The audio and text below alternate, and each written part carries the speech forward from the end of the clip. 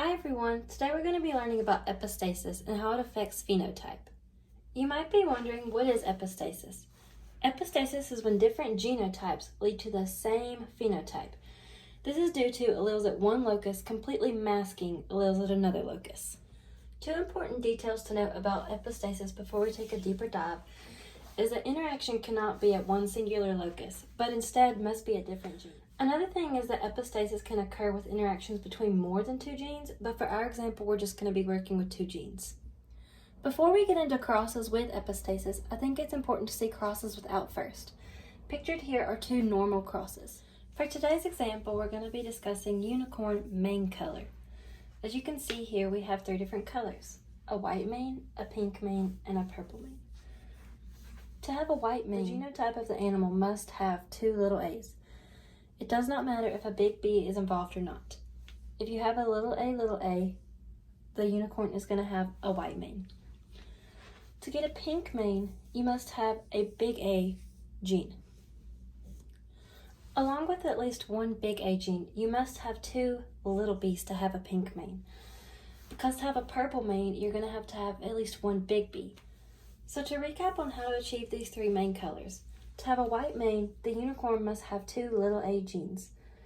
If it has a big B, that's okay, but if it has two little a's, it will have a white mane. To have a pink mane, it must have at least one big A. Along with the one big A, for a pink mane, you must have two little b genes. For a unicorn to achieve a purple mane, it must have at least one big A and one big B to get this purple mane. Does anyone know what pathway of epistasis was just explained? Before we continue, pause the video to see if you knew. If you guessed single recessive epistasis, you'd be right. Here would be the Punnett square of a dihybrid cross for our example. As you can see, the phenotypic ratio for the end result would be 9 purple to 3 pink to 4 white. Epistasis is seen here because instead of our normal non-epistasis dihybrid cross of phenotypic ratio of 9 to 3 to 3 to 1, we have a phenotypic ratio of 9 to 3 to 4. In this case, the big B gene is being masked by little a's to get white manes.